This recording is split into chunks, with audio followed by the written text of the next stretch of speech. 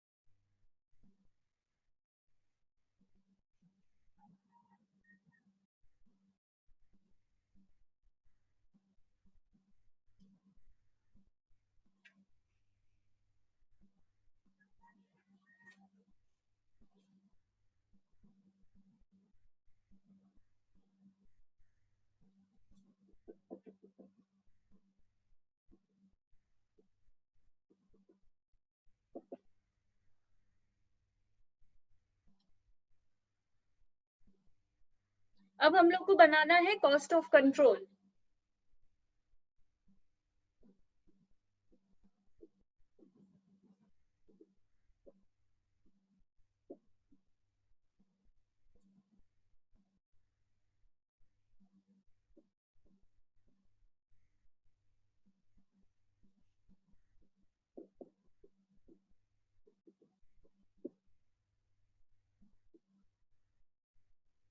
इसमें हम लोग कौन सा फिगर लिखेंगे जो इन्वेस्टमेंट में दिखाई देता है? क्लियर देखो, इन्वेस्टमेंट में दिखाई दे रहा है 5,70,000।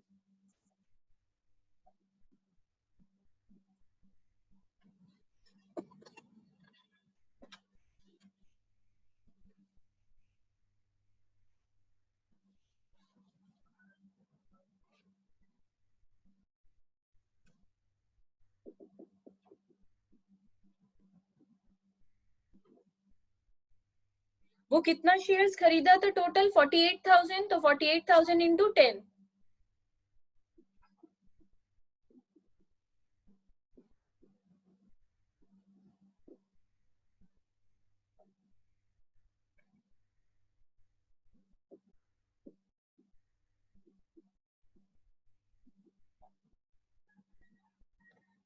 फिर हम लोग जो एच का कैपिटल प्रॉफिट में हिस्सा है वो भी माइनस कर देते हैं।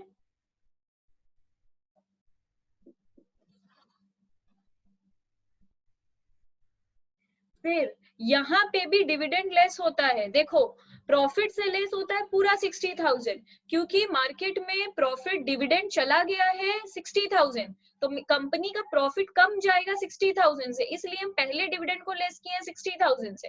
पर ये कॉस्ट ऑफ कंट्रोल बना रहे हैं सिर्फ एच के लिए, तो एच को डिविडेंड कितना मिला? 48,000। तो यहाँ पे सिर्फ एच का हिस्सा ही लेस होगा।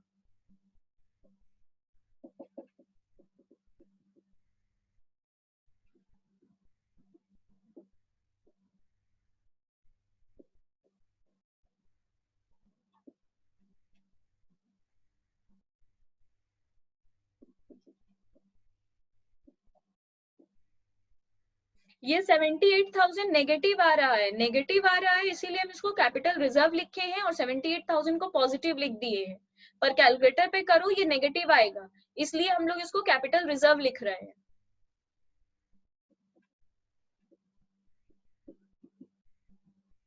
अब कैलकुलेट कर रहे हैं माइनॉरिटी इंटरेस्ट।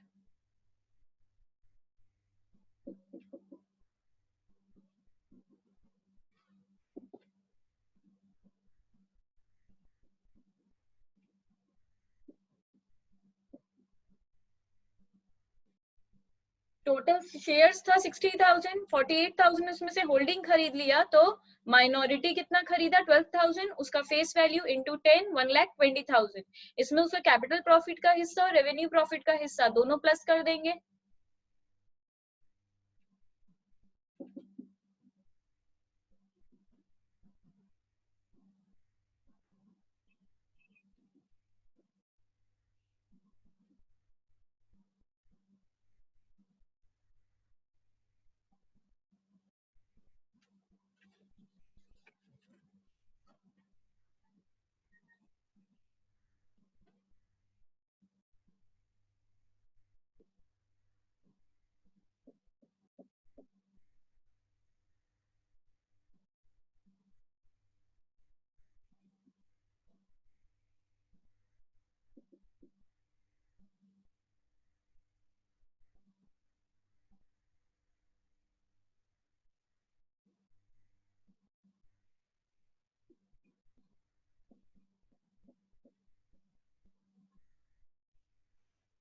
टोटल डिविडेंड कितना दे रहे थे हम लोग मार्केट में? 60,000, उसमें से 48,000 हम लोग होल्डिंग को दिए, तो सब्सिडियरी को कितना दिए होंगे? 12,000।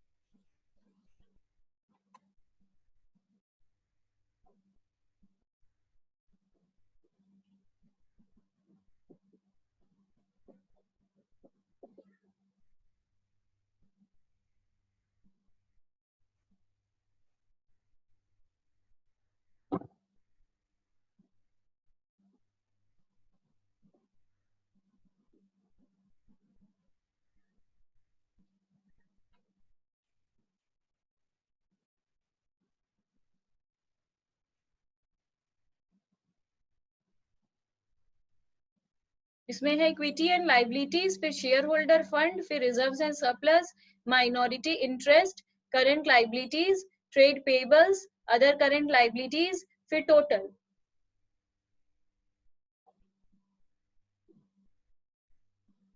फिर है इसमें एसेट, उसमें है नॉन करंट एसेट, फिर है फिक्स्ड एसेट, फिर टेंजिबल एसेट, फिर intangible asset, current asset, trade receivables, cash and cash equivalence, inventories, total.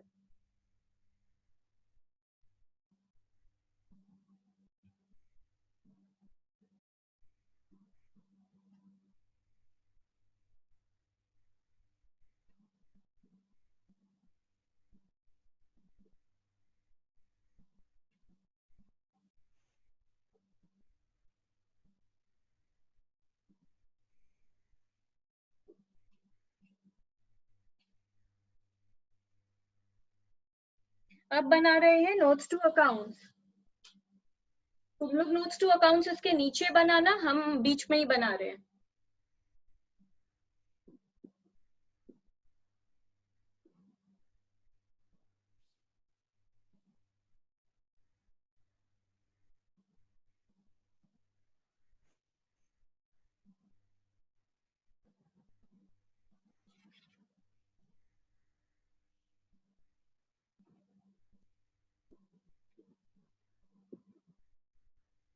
इसमें सबसे पहला नोट है शेयर कैपिटल। शेयर कैपिटल में सिर्फ होल्डिंग कंपनी का ही शेयर कैपिटल लिखेंगे हम लोग, ठीक है?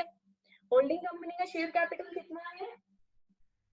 15 लाख है होल्डिंग कंपनी का शेयर कैपिटल, तो शेयर कितना है? 1,50,000।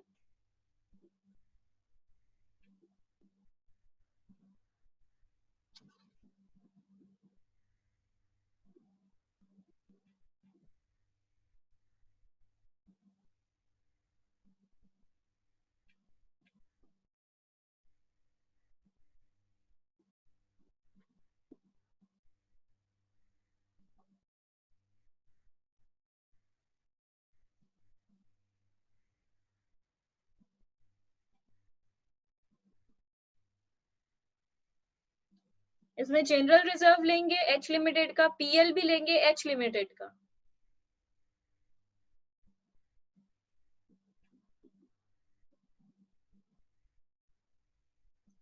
इसमें एच लिमिटेड का रेवेन्यू प्रॉफिट ऐड करेंगे।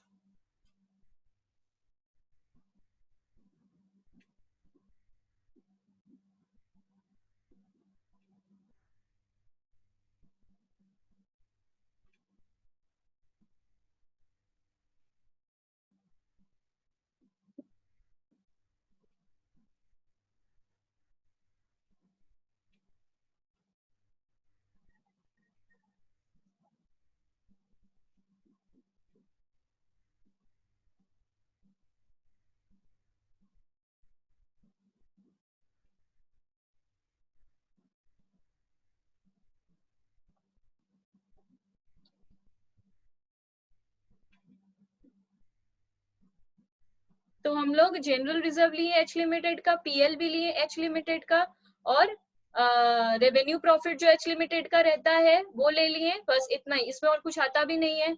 अब हम लोग बना रहे हैं ट्रेड पेबल्स, इसमें दोनों का ही क्रेडिटर्स ले लेंगे।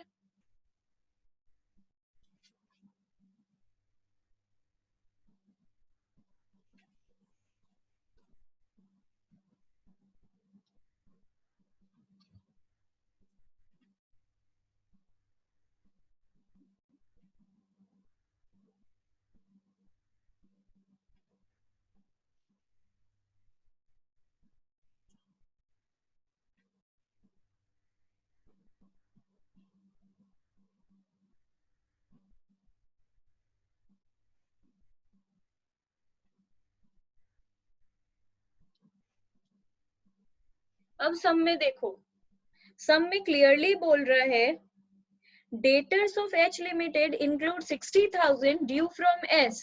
डेटर में कितना घुसा हुआ है 60,000, तो डेटर से लेस करेंगे 60,000। Creditor of S limited include 45,000 due to H. Creditor में कितना घुसा हुआ है 45,000, तो क्रेडिटर से लेस करेंगे 45,000, डेटर से लेस करेंगे 60,000।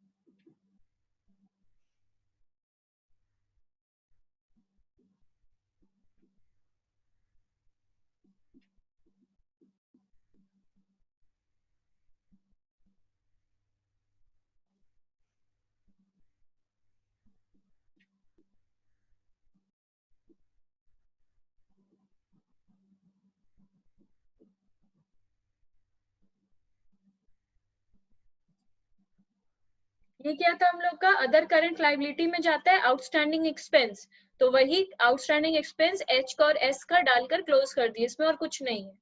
तो लाइबिलिटी साइड का हम लोग का बन गया। अब हम वैल्यू पुट कर देते हैं। शेयर कैपिटल में 15 लाख, रिजर्व एंड सरप्लस में 6,54,000,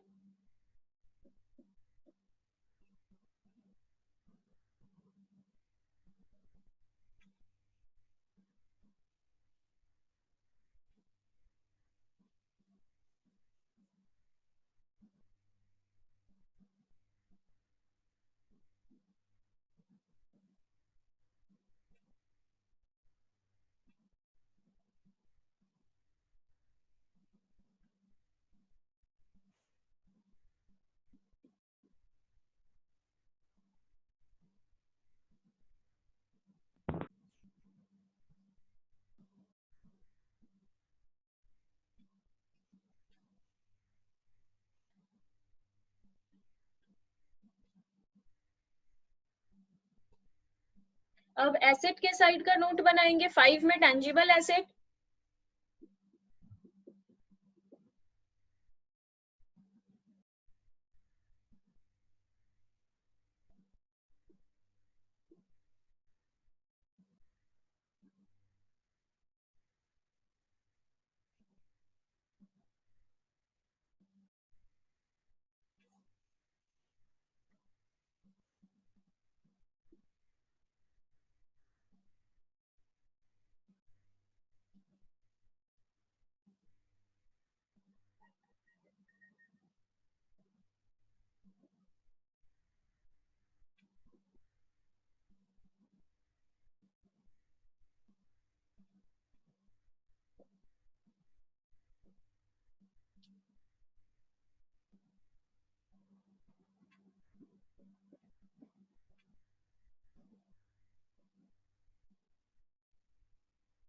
देखो, AS21 में एक बात लिखा है, वो क्या है, बहुत इंपॉर्टेंट बात है जो पहले नहीं था, ये रिवाइज्ड AS21 हुआ है, चेंज हुआ है थोड़ा, तो ये AS21 में आया। AS21 इस चैप्टर का अकाउंटिंग स्टैंडर्ड है, ठीक है।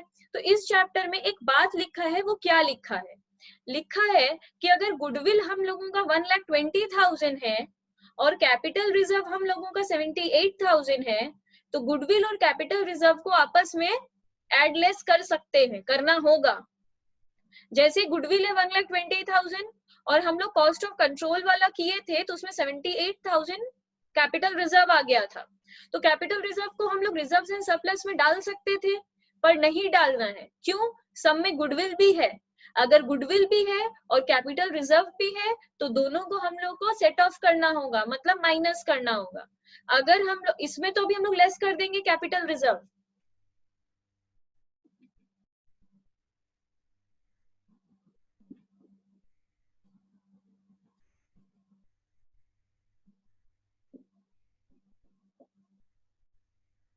तो हम लोग का 42,000 आ गया है गुडविल। अगर सोचो कैपिटल रिजर्व होता 1,20,000 और गुडविल होता 78,000, तो रिजर्व एंड सरप्लस में जाकर लिखते कैपिटल रिजर्व 1,20,000 लेस गुडविल 78,000, तो कैपिटल रिजर्व बच जाता 42,000। मतलब जो भी हो, दोनों को आपस में एडजस्ट करना है।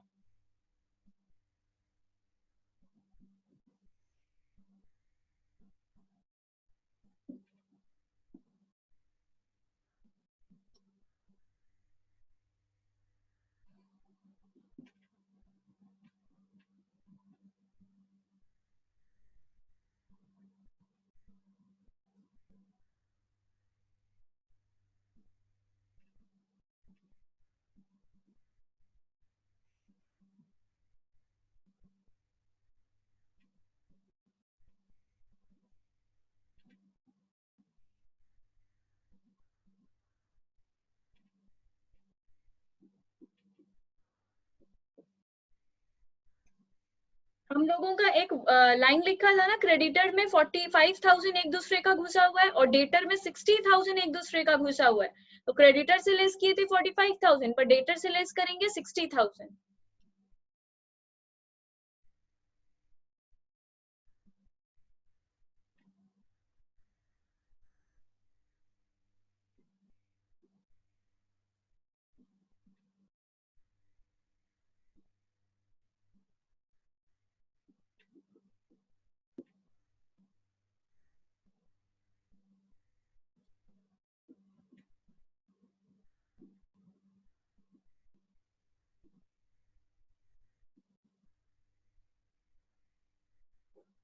अब सब में एक बात और लिखा है, देखो एकदम लास्ट लाइन देखो, लिखा है the difference being accounted for by a cheque in transit. मतलब हम डेटर से लेस किए 60,000, क्रेडिटर से लेस किए 45,000, और दोनों में जो डिफरेंस है उसको चेक इन ट्रांजिट मान लो। मतलब मान लो वो अभी भी बाकी 15,000 रास्ते में ही है, मतलब हम चेक जमा कर दिए बैंक में, वो क्लियर हो रहा है, तो मेरा रियल में बैंक तो बढ़ ही गया, हम चेक को जमा कर दिए बैंक में, तो पैसा तो आ ही जाएगा, इसलिए 15,000 मान लेंगे बैंक में चला गया।